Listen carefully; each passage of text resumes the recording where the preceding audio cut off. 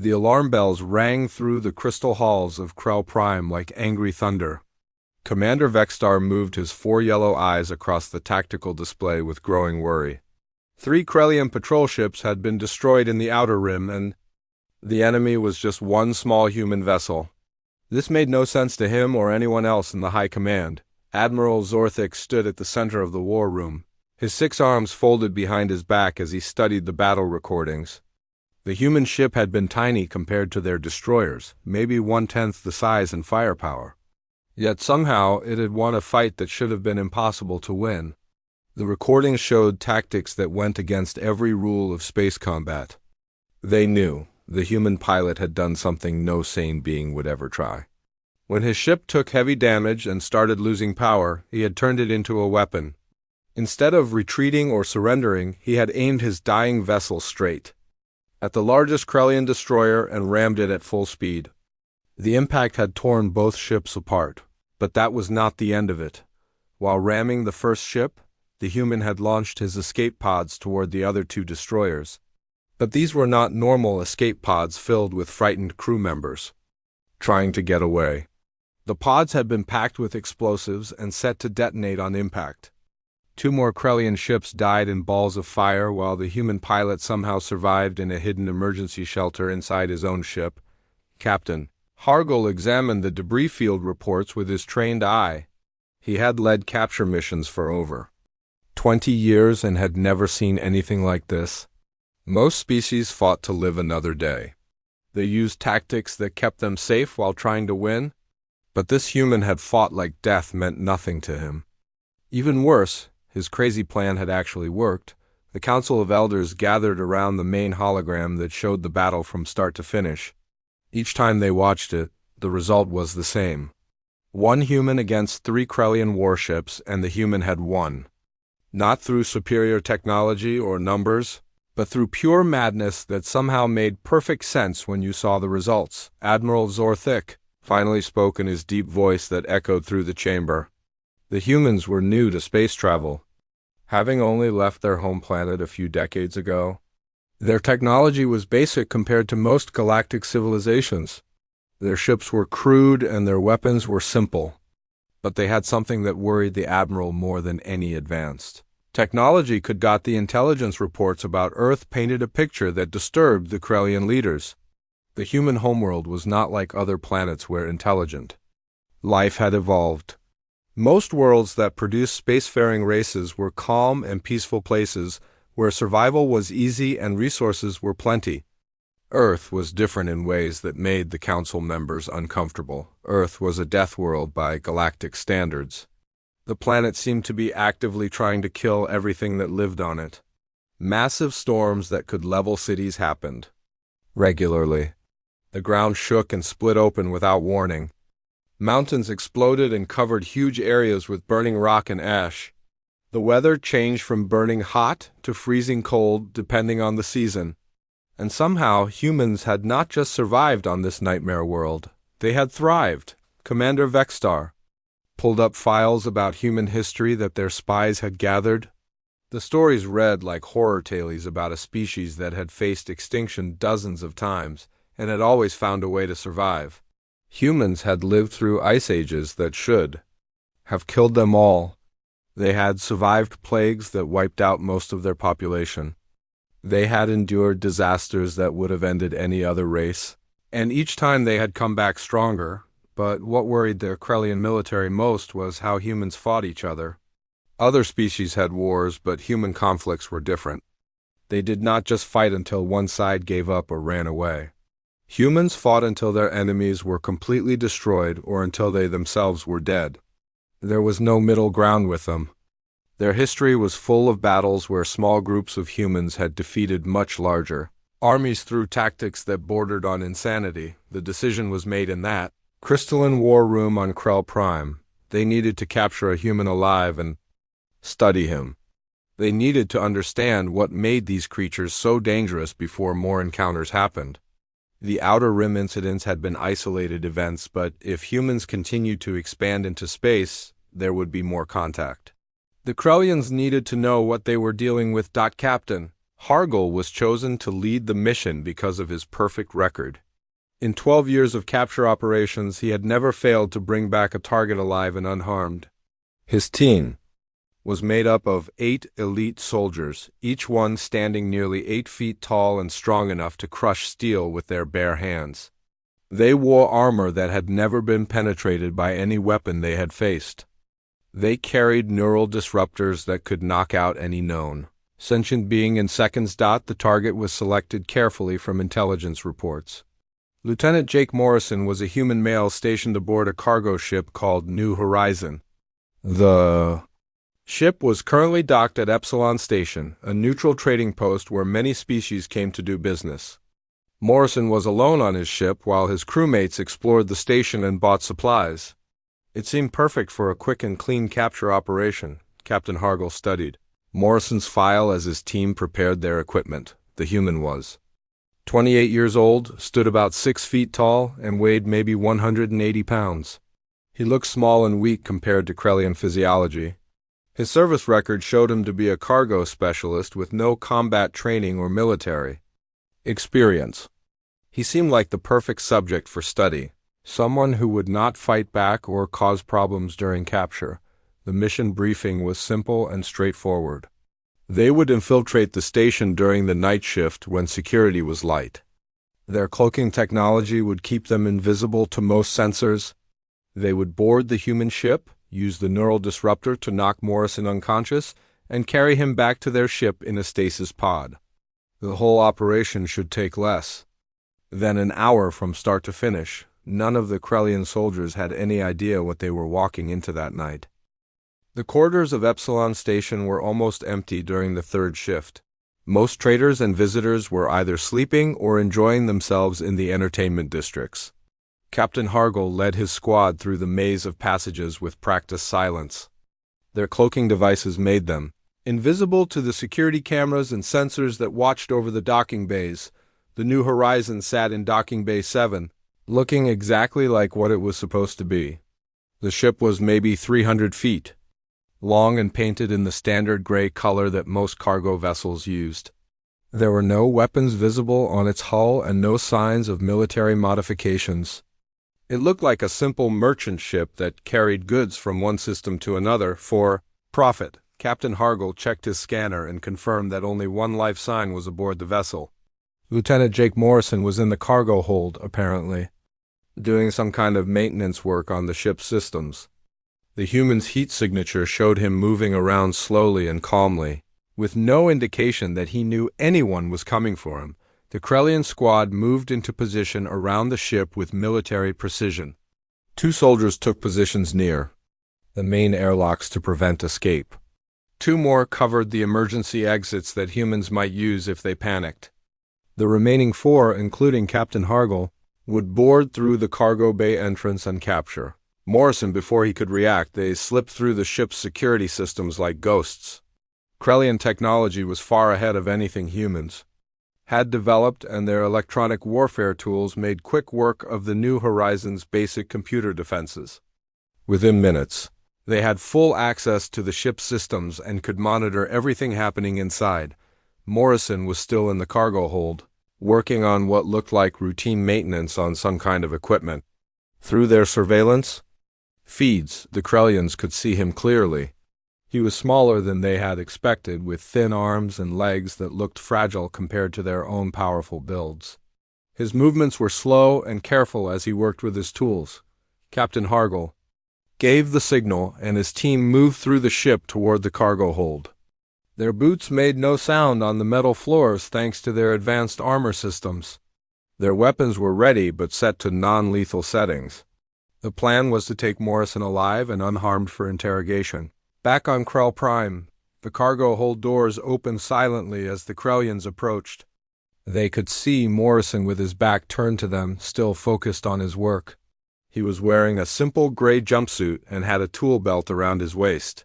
Everything about him screamed ordinary civilian with no combat training or military experience. Captain Hargul stepped into the cargo hold first, followed by his 3 soldiers. They spread out in a semicircle around Morrison's position, cutting off any possible escape routes. their cloaking devices deactivated, and suddenly 8 foot tall, alien warriors appeared out of thin air around the unsuspecting human. Morrison looked up from his work as the Krellians materialized around him. Captain Hargle expected to see fear or confusion in the human's eyes. Most species reacted to sudden capture attempts with panic or terror. But Morrison's expression was different. His brown eyes grew cold and calculating as he looked from one Krellian to another, taking in their positions and weapons with surprising calm. Then Morrison smiled, and something about that smile made Captain Hargle's scales prickle with unease. It was not the smile of someone who was afraid or confused. It was the smile of someone who had been expecting this moment to arrive. Morrison set down his tools with deliberate slowness and began walking toward a wall panel near the far end of the cargo hold. His movements were unhurried and casual, as if he was not surrounded by heavily armed alien soldiers who could kill him without effort. He kept his hands visible and made no sudden moves, but there was something about his body language that suggested he was in complete control of the situation. Captain Hargle activated his neural disruptor and aimed it at Morrison. The device sent out invisible waves that attacked the nervous system of any living creature. Every species they had tested it on fell unconscious within seconds of exposure. There had never been a single failure in all the years they had used this technology. The disruptor beam hit Morrison directly, and the human stumbled slightly as the energy washed over him. But instead of collapsing unconscious, he shook his head as if clearing away cobwebs and continued walking toward the wall panel. This was impossible. No known species could resist the neural disruptor, especially not at such close range and full power. Morrison reached the wall panel and placed his palm against it. Immediately, the cargo hold's lighting changed from normal white to deep red. Warning sirens began blaring throughout the ship, and blast shields started sealing the exits with heavy metallic clangs. The Krellians realized too late that they had walked directly into a trap. The human turned to face them with that same cold smile still on his lips. In the red emergency lighting, his features looked different somehow. Less like a harmless civilian and more like something dangerous that had been pretending to be harmless. His voice was calm and conversational when he spoke, as if he was discussing the weather instead of facing 8 alien warriors who had come to capture him. Morrison told them that humans had been expecting someone like them to show up eventually. After the incidents in the Outer Rim where human ships had destroyed Krellian patrols, their military psychologists had predicted that some alien species would want to capture a human for study. They had prepared for this possibility. The cargo containers around the hold began opening with loud hydraulic hisses, but instead of trade goods or ship supplies, they revealed military equipment that no civilian vessel should have been carrying. Automated defense turrets emerged from concealed positions in the walls and ceiling. Their targeting systems came online with electronic whirs and locked onto the Krellian soldiers with red laser dots. Captain Hargle looked around the cargo hold with growing horror. What had seemed like a simple merchant ship was actually a carefully disguised military vessel. The walls were lined with weapon emplacements that had been hidden behind false panels. The floor was marked with tactical positions that would give the defender maximum advantage in a firefight. Morrison was still talking in that same calm voice, explaining that the Krellians had made the same mistake that everyone made about humans. They had looked at human bodies and assumed weakness. They had examined human technology and assumed primitiveness. But they had never bothered to study human history or understand what kind of species they were really dealing with. The defense turrets opened fire without warning, forcing the Krellian soldiers to dive for cover behind the cargo containers. Energy bolts seared through the air where they had been standing, and the smell of ozone filled the cargo hold. Captain Hargle ordered his team to return fire, but their weapons seemed to have little effect on the automated systems. 3 of his soldiers tried to flank Morrison's position, but the human had vanished into the maze of containers and equipment. The cargo hold had been designed as a kill zone, with multiple levels and hiding spots that gave the defender every possible advantage. What had looked like a simple capture mission was turning into a nightmare of urban combat in enclosed Space, Morrison's voice echoed through the cargo hold over the sound of weapons fire. He was telling them about Earth and what kind of world had shaped humanity into what they were. His tone was almost educational, like a teacher giving a lesson to students who were not paying attention. The battle in the cargo hold had been raging for 10 minutes, and Captain Hargle was beginning to understand that they were not fighting a frightened civilian. Morrison moved through the maze of containers and equipment like he had designed. Every inch of the space himself. The human appeared and disappeared at will, always where the Krellians least expected him to be. 2 of Hargle's soldiers were already down. One had been caught in an explosion from some kind of improvised device that Morrison had somehow planted during their brief conversation. The other had been picked off by precise rifle fire from a position that should have been impossible to reach without being seen. Yet Morrison had gotten there and fired 3 perfect shots. Before vanishing again, the automated defense systems were working in perfect coordination with the humans' movements. Every time the Krellians tried to advance on Morrison's last known position, the turrets would force them back into cover. When they focused on destroying the turrets, Morrison would appear from a different angle and attack them directly. It was like fighting an enemy who could see the future and plan accordingly. Morrison's voice continued to echo through the cargo hold as he moved from position to position. He was telling them about Earth in a tone that suggested he was enjoying their education. The human described a world that sounded like hell to the Krellian soldiers. A planet where the weather could kill you, where the ground could open up and swallow entire cities, where the very air could become poison during certain seasons. But Morrison explained that humans had not just survived on this death world. They had conquered it completely. They had turned every natural disaster into a learning experience. Every catastrophe had made them stronger and more adaptable. They had learned to thrive in environments that would kill most galactic species. Within hours of exposure, Captain Hargle watched in horror as another of his soldiers fell to Morrison's rifle fire. The human had somehow flanked their position again, appearing behind cover that they thought was secure. His marksmanship was incredible, placing shots exactly where they would do the most damage to Krellian armor. This was not luck or random firing.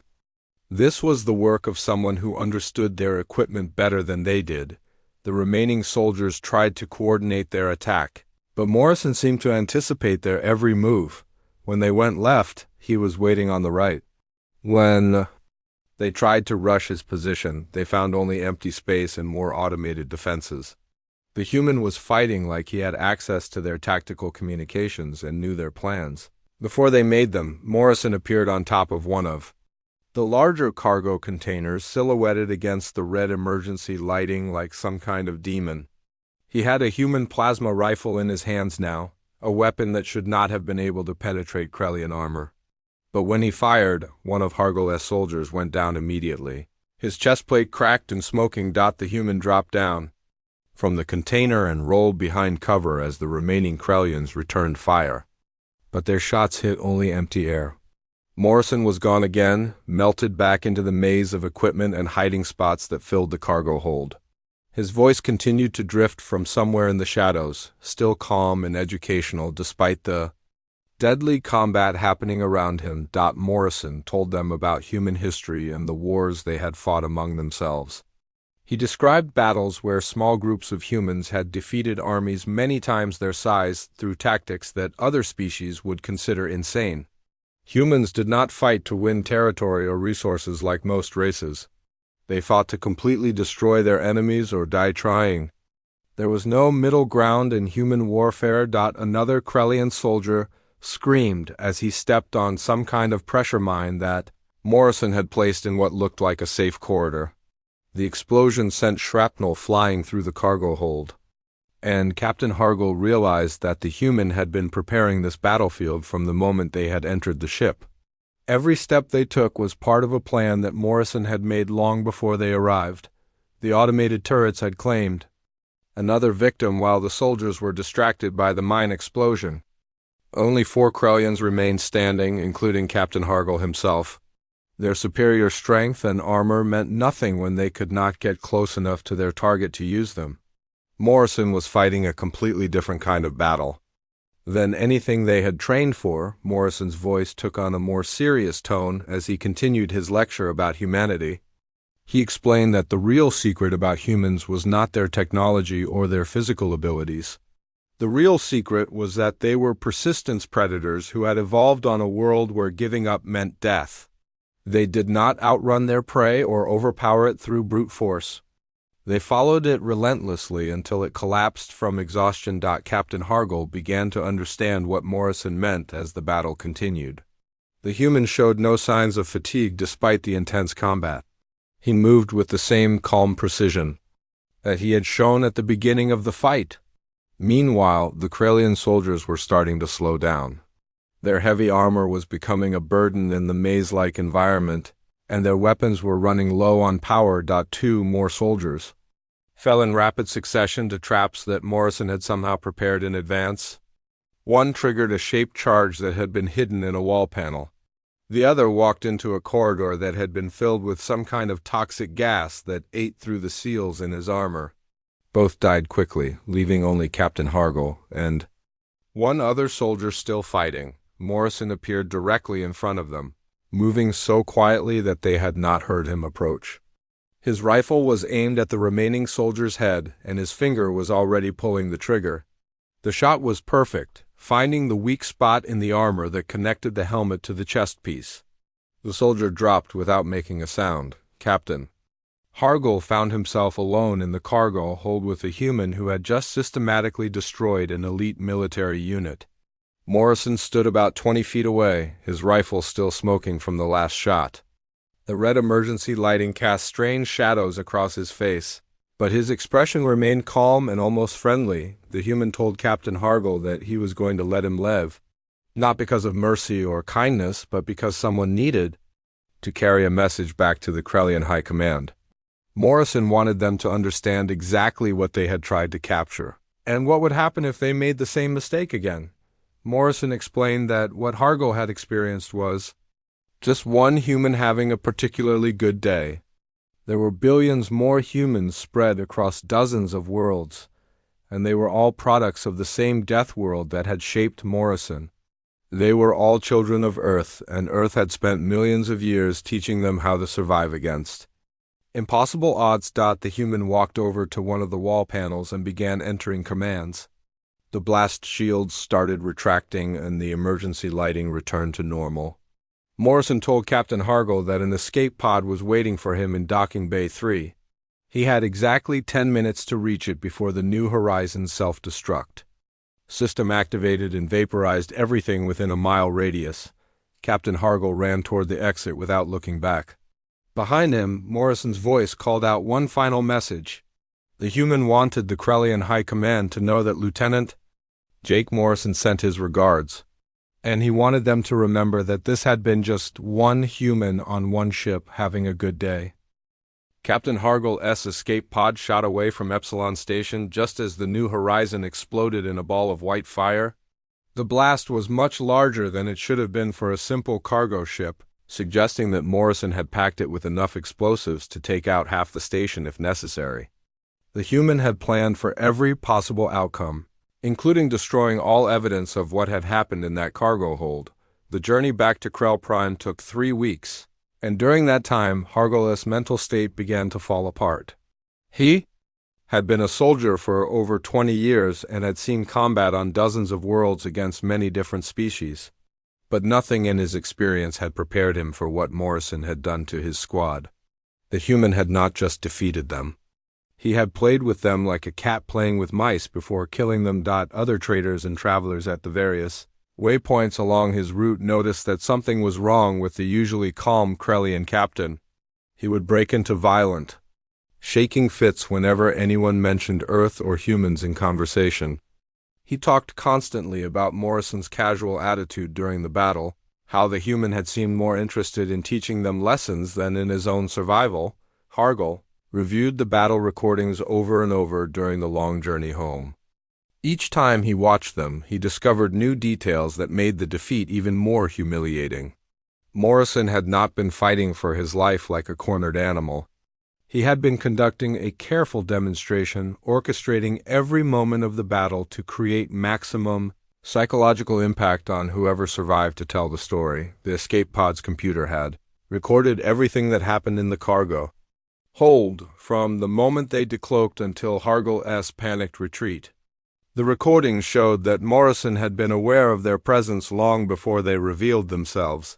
The human's body language and positioning indicated that he had been waiting for them to spring their trap so he could spring his. But what disturbed Hargul most was Morrison's voice during the battle. The human had never stopped talking, never lost his calm and educational tone even while systematically killing trained soldiers. He had turned the fight into a lecture about human nature and Earth's history, as if the Krellians were students who needed to learn important lessons about their own mortality. When the escape pod finally reached Krell Prime, Captain Hargul was immediately taken to the High Command for debriefing. The Council of Elders gathered in their crystal chamber to hear his report, expecting to learn about a successful capture operation. Instead, they heard a story that shook the foundations of everything they thought they knew about warfare and tactics. Admiral Zorthik listened in growing horror as Hargul described Morrison's fighting style. The human had not relied on superior technology or overwhelming force.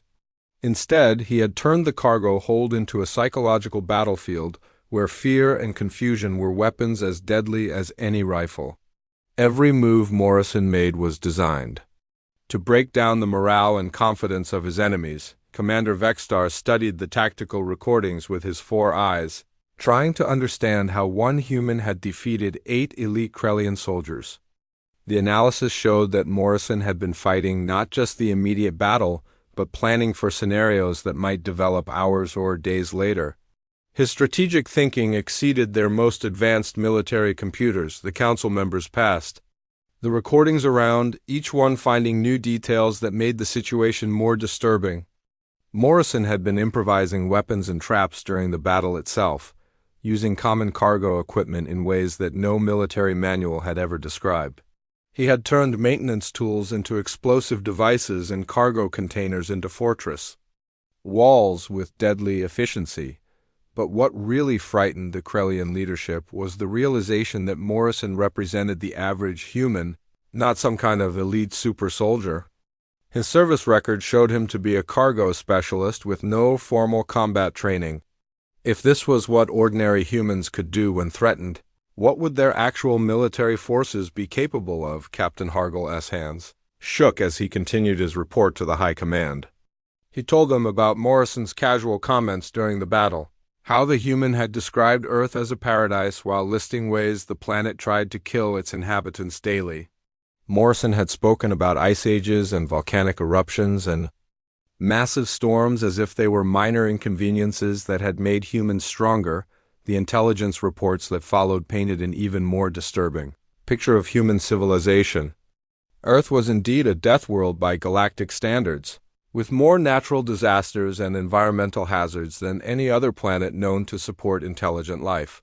Yet humans had not just survived there, they had multiplied and spread across the entire world, adapting to every possible climate and terrain. Admiral Zorthik pulled up files about human conflicts and wars throughout their history.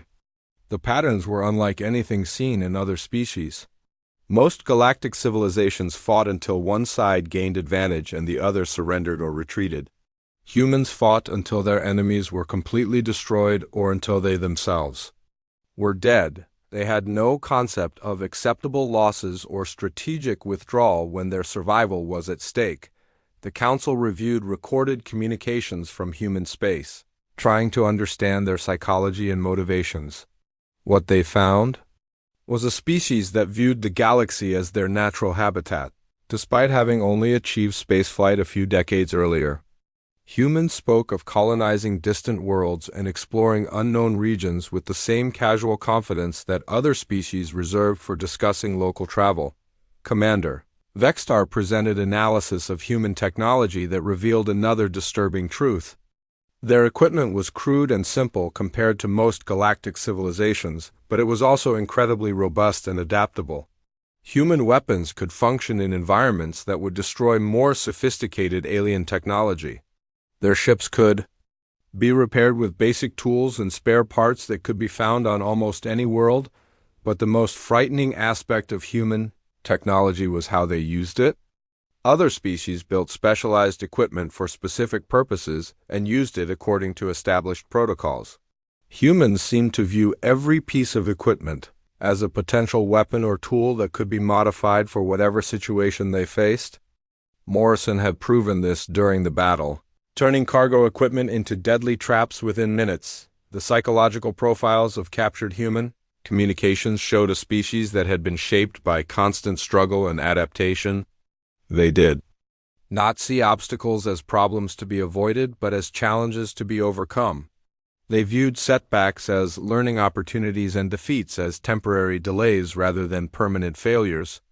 This mindset made them incredibly difficult to discourage or demoralize. Captain Hargle told the council about Morrison's final message, how the human had deliberately allowed him to escape so he could carry word back to Krell Prime. This was not mercy or kindness, but calculated psychological warfare designed to spread fear throughout the Krellian military. Morrison had understood that one terrified survivor would be more effective than a dozen dead heroes. The recordings showed Morrison checking his watch during the final moments of the battle, timing everything perfectly to create maximum impact. He had known exactly how long it would take for Hargle to reach the escape pod and had set the ship self-destruct accordingly. Even his apparent generosity in allowing escape had been part of a larger plan to terrify his enemies. Admiral Zorthik asked the question that everyone in the chamber was thinking. If this was what one ordinary human could do when cornered and outnumbered, what would happen when humans decided to actively expand their territory or defend their colonies? The answer was too frightening to contemplate, but it had to be faced. The emergency session of the Krellian High Command lasted for 3 days as they tried to process the implications of Captain Hargle's report. The recordings from the New Horizon had been analyzed by their best military minds, and every expert reached the same disturbing conclusion. Humanity represented a threat unlike anything the galaxy had ever seen before. Admiral Zorthik stood before the great tactical display that showed human expansion patterns across known space. In less than 50 years since achieving faster-than-light travel, humans had established colonies on over 30 worlds and trading posts on dozens more. Their expansion was not random or cautious like most new spacefaring species. It was systematic and determined, following patterns that suggested long-term strategic planning. Commander Vexstar presented intelligence reports from Krellian spies, who had been monitoring human activities throughout their territory. The reports painted a picture of a species that was preparing for something much larger than simple colonization. Human worlds were building industrial facilities and shipyards at rates that far exceeded their current population needs. They were not just settling new planets, they were fortifying them. The psychological analysis of Morrison's behavior during the battle had revealed tactics that went far beyond simple self-defense. The human had been conducting a form of warfare that the Krellians had never encountered before. He had used fear and confusion as weapons, systematically destroying the morale and confidence of his enemies while physically eliminating them. This suggested military training and preparation that went far deeper than their intelligence had indicated. Captain Hargle sat in the witness chair, still shaking whenever he tried to describe Morrison's calm demeanor during the slaughter. The human had never shown anger or hatred toward his attackers. Instead, he had treated the entire battle as an educational opportunity, teaching lessons about human nature and capabilities through practical demonstration. This cold, calculating approach to violence was more frightening than any rage or bloodlust would have been. The Council reviewed communication intercepts from human space that revealed disturbing patterns in their language and culture. Humans routinely used military terminology in civilian contexts, talking about business ventures as campaigns and describing peaceful negotiations as tactical engagements. Their entire society seemed organized around concepts of struggle and competition that other species reserved for actual warfare. Admiral Zorthik called up historical records of species that had been marked as galactic threats in the past. Most had been eliminated or contained through superior technology and coordinated military action. But humans presented a different kind of problem. They were not technologically superior to existing galactic civilizations, but they had something potentially more dangerous. They had the mindset and cultural programming of a species that had been at war with its own environment for millions of years. The intelligence reports about Earth itself painted a picture that explained human psychology and behavior. Their homeworld was a death trap by galactic standards, with natural disasters that occurred regularly and environmental hazards that would kill most species quickly.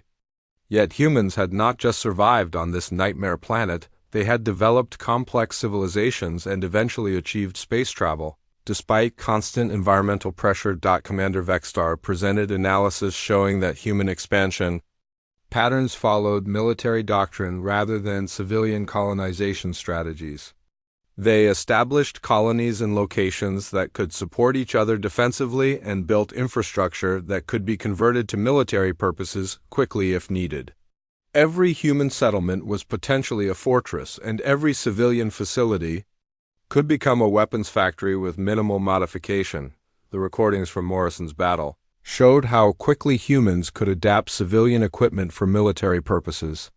The cargo hold had been transformed into a death trap using nothing but standard ship maintenance tools and supplies.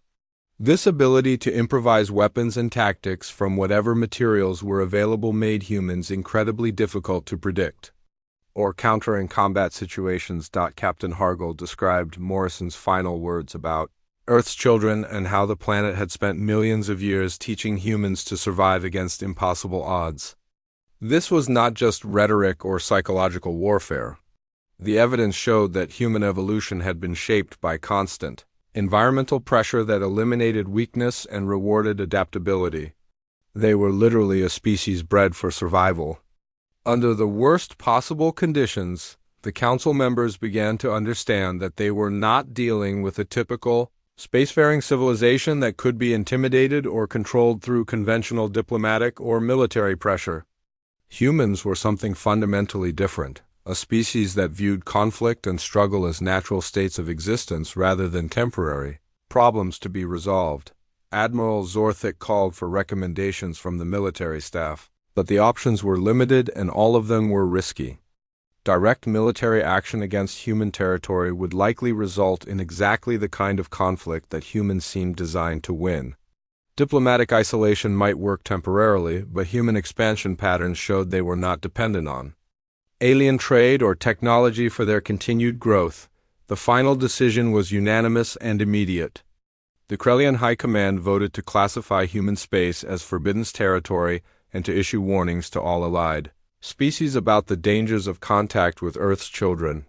Captain Hargel's recommendation to mark their system as off-limits and pray that humans decided they were not worth attention became official policy. Within a month, every major spacefaring civilization in the galaxy had received copies of the New Horizon recordings along with detailed analysis of human capabilities and psychology.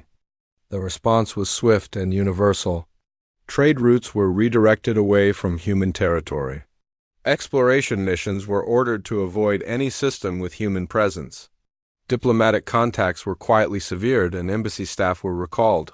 From human worlds, the galactic community watched nervously as human expansion continued unchanged by their isolation.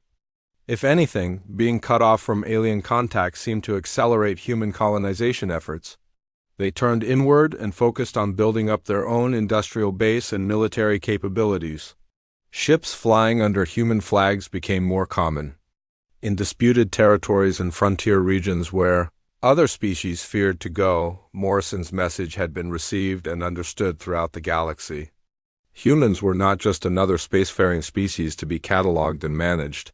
They were the children of a world that had tried to kill them for millions of years, and they had not only survived but conquered their environment completely. They brought that same ruthless determination to everything they encountered in space. The various alien governments began updating their military doctrines to account for human psychological warfare and improvised tactics.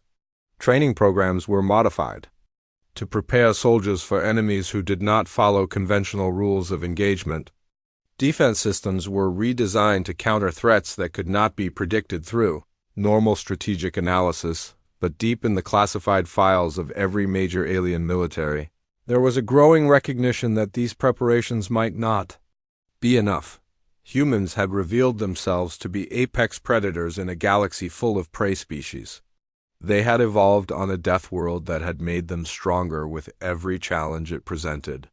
And now they were expanding into space with the same casual confidence that had allowed them to dominate their home planet in the depths of space, aboard ships flying under human flags. Crews like Lieutenant Jake Morrison continued their duties completely unaware that their reputation had grown to mythical proportions among the stars.